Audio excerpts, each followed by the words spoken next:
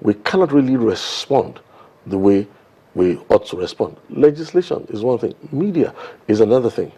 In fact, the narrative is also extremely important. There are like multi-levels of response. Are you thinking a restructuring of the system, entire Nigerian system? Would that in any way help? I think you have a point there, but I wouldn't say a total restructure. What we're talking about now is the creation of a new body that has representation from all the security forces that needs to go through fresh training to understand this crisis. Okay, let me stay with you before I bring Mr. Toure. When you say creating a new body, Yes. the bodies that are so far have those units, like Gilmer was asking, would they maybe be focusing the terrorism arms of these different bodies? Now, you're saying bring this people together into one body. Yes. There are those who will be looking at the economic angle, the social angle, the economic and social component of this entire thing. How would it work out in creating a new body, seeing that, especially with the challenges Nigeria is facing now?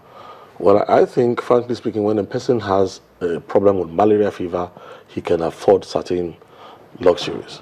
When he's diagnosed to have cancer, he needs to sit up and face the fact that he has a cancer and not walk in denial. Now, getting that body actually will be cheaper on the long run. Why? You see, the military training for people in the Air Force, the police and all this, and the ad hoc trainings on counter-terrorism that have gone on, cannot handle what we are looking at on the long run. Take away the pressure that is on this threat in other parts of the world. They will divert a lot of their resources back into Africa. They are looking at Africa a lot. Nigeria has a prominent place in their plans. It is not a dream that is going to go away. We have to face it once and for all. And I'll tell you something. In the new training, Nigeria needs to understand something. On behalf of Africa, we don't even have a definition for terrorism. So how can we have policies for terrorism? We need to understand that foreign nations define terrorism in different parts of the world to defend themselves.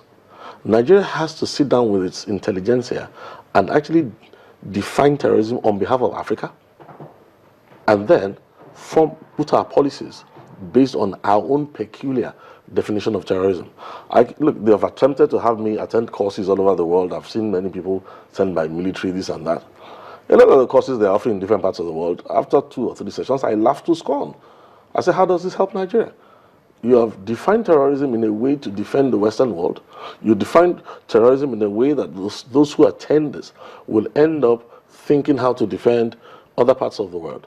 But we have not sat down to define it in a way that it defends us. We have an advantage that other parts of the world don't have.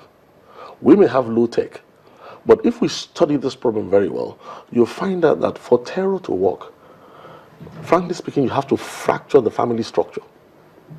Africa has a potentially stronger family structure. For the long run, we need to create a narrative.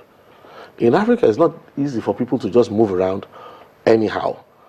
We are a people who greet each other, unlike other models of the world where they have nuclear families as their emphasis.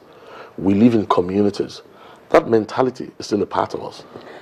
Okay, let me go to Mr. Toure. One of the very big issues when we talk about this insurgency and national security is the issue of hardware. You know, there was a time that we're saying, oh, the military is not well equipped and all of that. Should we be considering funding local production? He said something about people trying their hands in the laboratory or, you know, chemistry lab and somebody blowing himself up. That means somehow we can gather this intelligence and make this hardware ourselves. It may not be now, but is this something that we should look out? Why not? I mean, there's something he said which makes a lot of sense to me. And it's something that I believe in a whole lot too.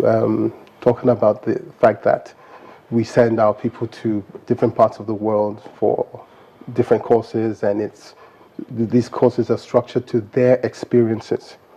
Now, we have our own experiences. One of the things we lack across the board, not just in military terms, is the lack of R&D, research and development. We should get away from looking at everything that is the West and look inwards and start to look at how we develop our own technologies, as it were, like the president mentioned recently, and the Minister of Science and Technology. We have to try it. We have to start from somewhere. Yes, military hardware, and I think that there is an arm of the military that already does something in relation to that. So that's possible. But I just want to mention something, touch on something he mentioned earlier with regards to creating a new body. I don't think we should. I think the NSC is suited for that that sort of function anyway, because it is advisory. And now, what does advisory mean? The person that advises the government. What the NSA should do, or is supposed to do, is to gather information from all the different sectors, security sectors, or national security sectors, which includes the social, the economic, the security, and whatnot, and gather that information and pass the information on. Now, most of the security agencies have representatives, as he mentioned earlier, that there should be one or two of these things, a body that is created solely for representation from the different agencies. The only problem at the moment is the reporting structure that we have. The NSA is geared towards the intelligence agencies. They have the reporting line up to the NSA himself. Then the the defense have their own, all the way to the Chief of Defense Staff, and the police all the way to the Inspector General. I think what my good man here was saying is an agency created structure that gathers, that all these people report to before it goes to the presidency. But I thought initially this was what the NSA does until I saw the structure. And I think they're equipped to do that.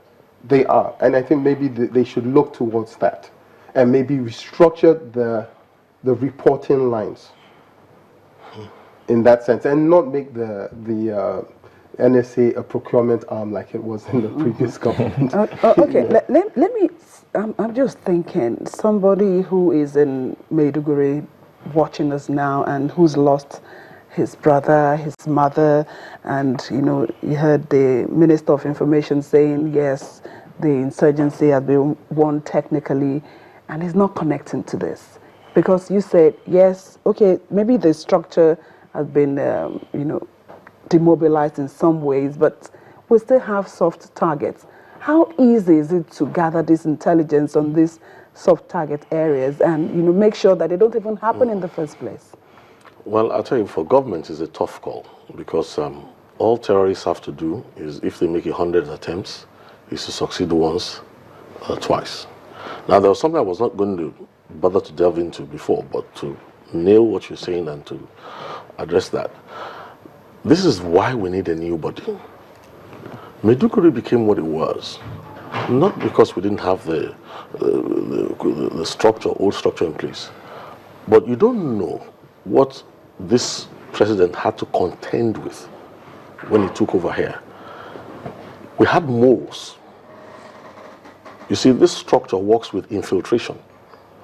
And if I can tell you, based on my work within this country, that practically all the arms of our defense was infiltrated by sympathists and moles, especially the Nigerian army, the morale was so terribly low that it's even a miracle.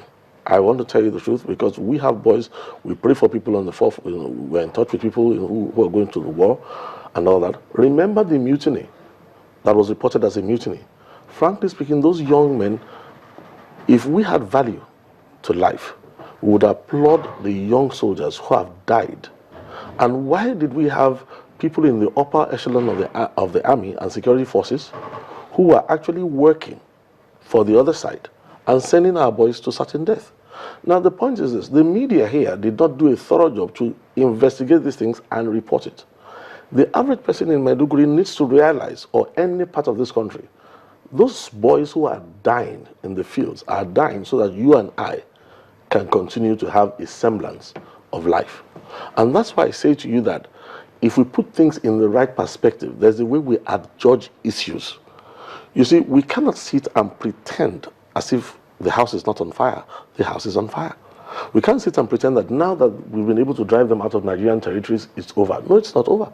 As long as they're in charge, as long as they're in the neighboring countries, they will regroup. They will continue to come at us off targets. They will move beyond the northeast. It's global intelligence, not local intelligence. I personally, I worked on this for 15 years because we started announcing that this thing was coming. If you remember very well, I've been here through the years, from the year 2000. And we watched things escalate. That's why we are more determined now that we've taken care of the kinetics, let us get the rest right. How do we handle moves in the government structure? Why do you think the former president was made to look like an inept military leader, except that the reporting structure to him was infiltrated? As a matter of fact, the press reported it, as at the time when we were bringing in women from Chibok, mothers from Chibok for rehabilitation in Lagos, the presidency was still in denial at that time, not knowing that the girls were even missing in Chibok. If we don't close all these loopholes and tighten and create a narrative so that the burden is shared by the whole nation, you see, you cannot sit at ease in Enugu, sit at ease in Lagos, and have young boys in the army who are going on and they're dying, they're not celebrated,